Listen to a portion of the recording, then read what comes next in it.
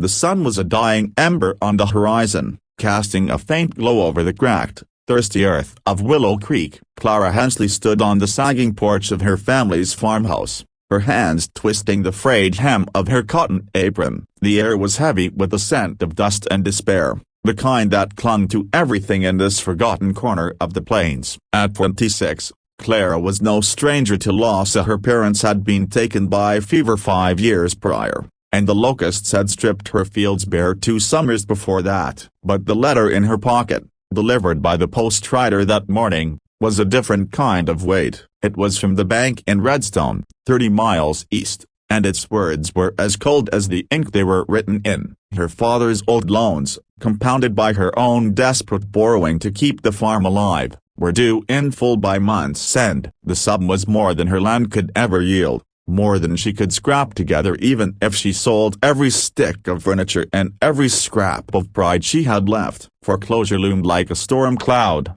and with it, the end of the only home she'd ever known. Clara's eyes traced the familiar lines of the farm fences leaning like weary soldiers, fields choked with weeds where wheat once stood, the barn's roof patched with mismatched boards. She'd fought for this place with every ounce of her being, wielding a rifle against rustlers, hauling water from the creek when the well ran dry, and bargaining with merchants who pitied her but never offered enough. The townsfolk of Willow Creek whispered about her plight in the general store, their voices laced with sympathy but no solutions. "Poor Clara Hensley," they'd say, shaking their heads. "She's got her father's stubbornness, but not his luck." Clara didn't want their pity. She wanted a way out, a miracle to pull her from the jaws of ruin. But miracles were scarce in Willow Creek, and hope was a currency she could no longer afford. As the last light bled from the sky, a faint cloud of dust rose on the western ridge. Clara squinted, her hands shading her eyes. A lone rider emerged, his silhouette sharp against the fading glow of a broad-brimmed hat, a long duster coat, and a horse that moved with the steady rhythm of long roads. Strangers were rare in these parts, and those who came were either lost or running from something. Clara's hand drifted to the porch rail, her fingers brushing the worn wood as she watched him approach. Instinct told her to be wary, but curiosity tugged harder. She'd learned to trust her gut, and it hadn't failed her yet, and not when she'd faced down wolves or stared into the eyes of men who thought a woman alone was an easy mark. The rider reined in his horse a dozen yards from the porch, the soft jingle of spurs cutting through the evening's quiet. "Evening, ma'am," he called, his voice low and steady, like the hum of a distant train. He tipped his hat, revealing eyes the color of storm clouds and a face carved by sun and timey lines etched deep around a mouth that hinted at a smile, though it didn't quite reach his lips. "Name's Eli Tanner. Saw your smoke from the ridge. Mind if I water my horse?" Clara studied him,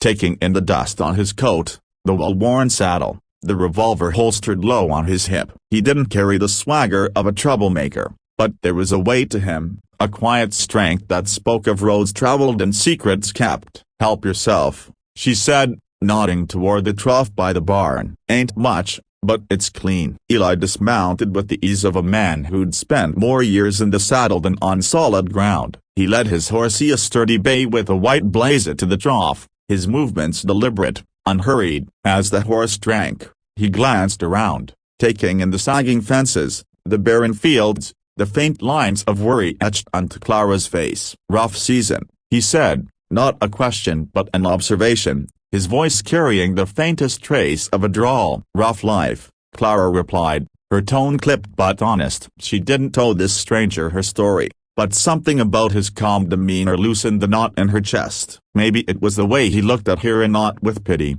but with a kind of understanding, as if he'd seen his share of hard times and didn't judge her for hers. "Bank's coming for the place. Can't pay what I owe." Eli didn't flinch, just nodded as if he'd heard the tale 100 times before. He patted his horse's flank, his eyes drifting to the horizon, then back to her. "How much?" Clara hesitated. The number was a wound she didn't like exposing, but there was no point hiding it. $320, she said, the words bitter on her tongue. "More than I've got, more than this land's worth, maybe." She laughed, a sharp, humorless sound, and kicked a clod of dirt with her boot. "Unless you're carrying a miracle in that saddlebag, mister, I'm out of options." He leaned against the trough, his posture relaxed but his gaze steady, like a man sizing up a hand of cards. "Got a name, ma'am?" "Clara Hensley." "Well, Clara Hensley, I ain't got a miracle, but I got a proposition." He straightened, his tone measured, each word chosen with care. "I've been drifting a long time, got no roots,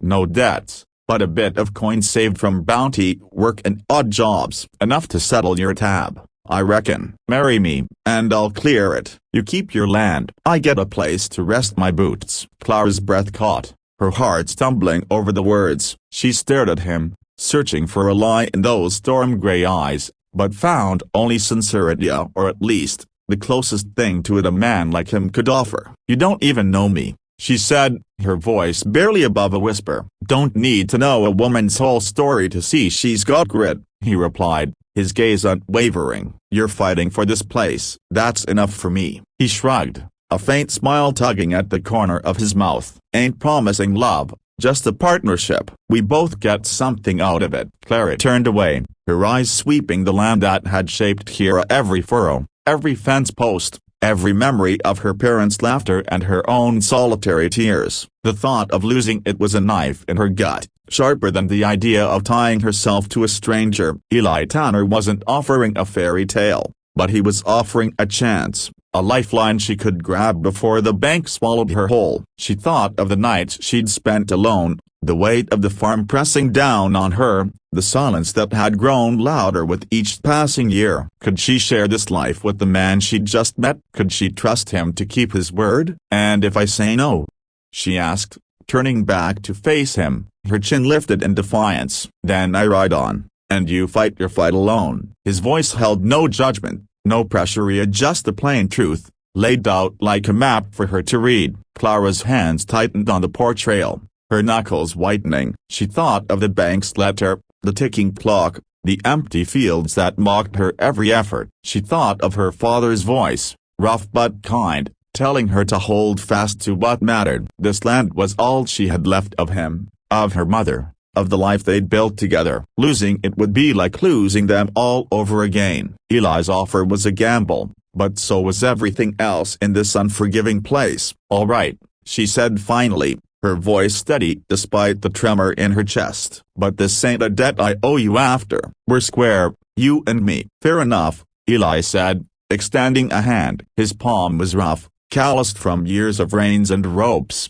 but warm when it closed around hers. She shook it, sealing a bargain that felt as wild and uncertain as the plains stretching out before them. The next morning, Eli saddled his horse and rode into Redstone with Clara's debt papers tucked into his coat and his savings a small leather pouch heavy with coin strapped to his saddlebag. Clara watched him go, her stomach knotted with doubt and hope. What kind of man paid a stranger's debt with no strings attached? She didn't know if she'd made a deal with a savior or fool, but she'd find out soon enough. She busied herself with chores, hauling water from the creek and mending a broken fence, but her eyes kept drifting to the road, waiting for the dust of his return. He came back at midday, the sun high and merciless. He carried a folded paper, the deed to her farm, stamped paid in full by the bank's clerk. Clara took it with trembling hands, her throat tight as she read the words that meant her home was hers again. "You did it," she said, her voice barely audible. "Told you I would,"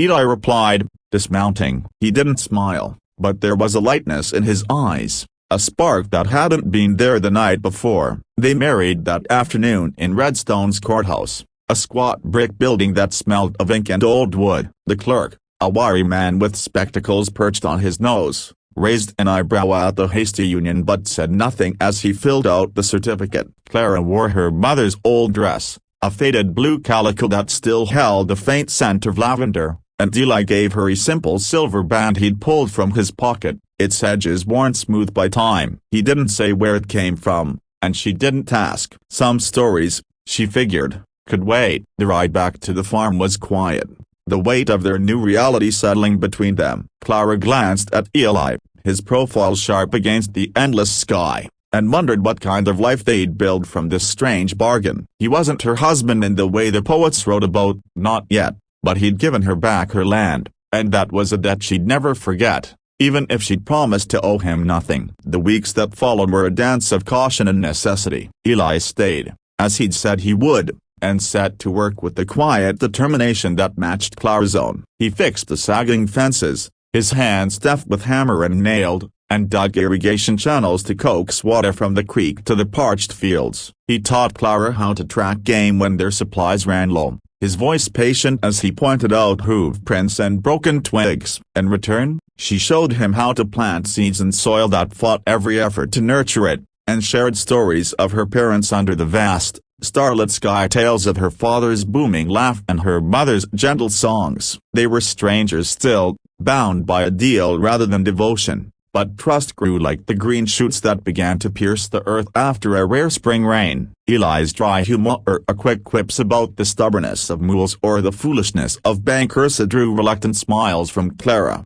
softening the edges of her guarded heart. Her fierce resolve, her refusal to bend under the weight of hardship, gave Eli a reason to linger longer than he ever had in one place. He'd been a drifter for years, chasing bounties and odd jobs from Texas to Montana, but something about Clara's fight, her quiet strength, anchored him in a way he hadn't expected. One evening, as they sat on the porch watching a summer storm roll in from the west, Clara broke the comfortable silence. "Why'd you do it, Eli?" "Really?" Her voice was soft, but it carried the weight of a question she'd held back for weeks. He leaned back in the creaking chair, his hat tilted low over his eyes. "Seen a lot of folks lose everything to banks and bad luck," he said, his words slow, deliberate. "Families torn apart, homes turned to dust. Never had the means to help before, not till now. Figured if I could give one person a fighting chance, might make up for some of the things I've done." He paused, his gaze drifting to her. "Didn't expect to find a home in the bargain." Clara's heart stirred,